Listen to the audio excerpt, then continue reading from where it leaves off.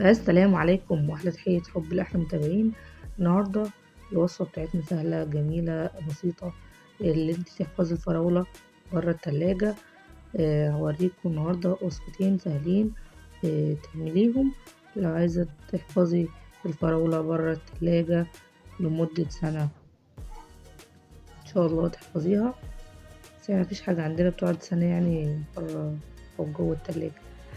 فاحنا نجيب الفراولة بتاعتنا كده بالشكل ده.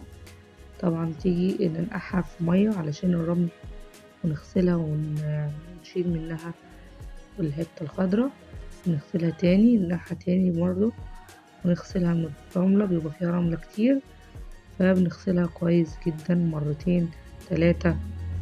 بعد كده بنحطها في برطمانات زي ما هي كده بعد ما شلنا منها الحتة الخضرا.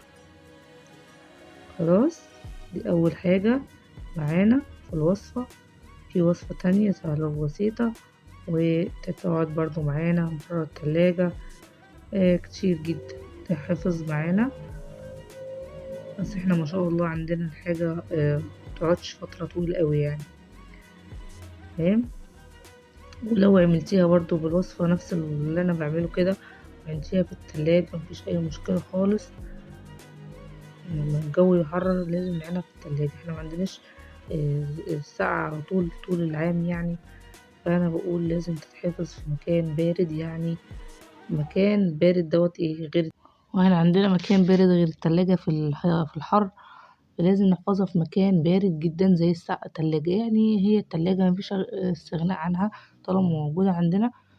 فاحنا نستخدمها في الشتاء ممكن نسيبها برا التلاجة، لكن في الصيف اي حاجة لازم نحفظها في التلاجة. تمام. في بلاد بتبقى على طول عندها سقعة، فدي عادي خالص خليه نحفظها برا، عندنا برا مفيش اي مشكلة. لكن لو عندنا حر درجة الحرارة عندنا 40 واسيبها برا هتفسد طبعا مش هتبقى كويسة. تمام. درجة الحرارة بتبقى في الشتا كويسة، في الحر نحفظها في التلاجة. يا جماعة خلينا شاطرين، مش اي حاجة برضو نسمعها، لازم نكون كده دماغنا شغالة نبص حاجتنا. ولما حد يقول لنا برا التلاجة لازم نفكر ونعرف برضو دي مية عادية من يعني عادية جدا بالفلتر من الحنفية. وحطيت معلقة كبيرة من السكر، وكمان حاجة بسيطة جدا من ملح الليمون اللي احنا عملناه مع بعض او بتشتريه من عند العطار، وبترجيها كده علشان السكر يدوب. هي المادة الحافظة اللي معايا هي ملح الليمون يا جماعة في الوصفة، علشان طبعا الغطا بتاعنا يقفل زي المصنع. لازم تعملي تركاية دي، تجيبي حلة وتحطي فيها فوطة وتحطي فيها البطرمانات بالمقلوب، وتجيبي مية مغلية مش كده مش معدولة، لازم نقلبها عشان المية تبقى في الغطا نفسه. والله الغطا لو اتعمل كده باجي افتحه معرفة افتحه الا بالفتاحة بتاعة الغطيان، بيستحالة يتفتح. يعني لازم تعملي الحركة دي. المية بقى تغلي كده على البوتاجاز لمدة يعني تلت ساعة اقل حاجة، طلع منها اي هوا والغطا استحالة يتفتح. تحفظ بره التلاجة على فكرة، منجراش اي حاجة في الساعة. تمام. انا عندي هنا برضو فراولة قطعتها وحطيت عليها سكر، نص كيلو الفراولة عليه نص كيلو سكر. انا بحط اقل من شوية من نص كيلو السكر، وبسيبهم ليلة كاملة يدوب السكر كده زي ما انتم شايفين.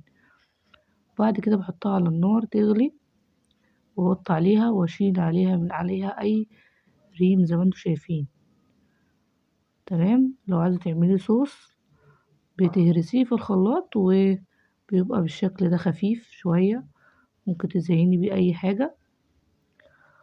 طبعا حطيت عليه عصير ليمون علشان تحفظ معانا او ملح ليمون، حاجة بسيطة جدا، حاجة بسيطة جدا.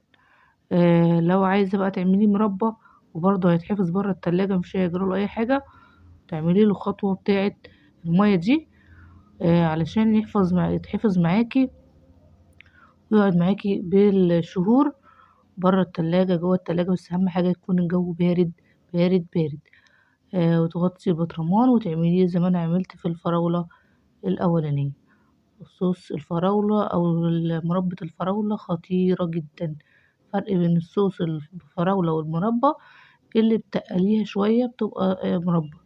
لو سبتيها بتبقى زي ما انت شايفة كده البطرمانات غليت، سيبيها تهدى وبتحطيها في مكان بارد بارد. تمام.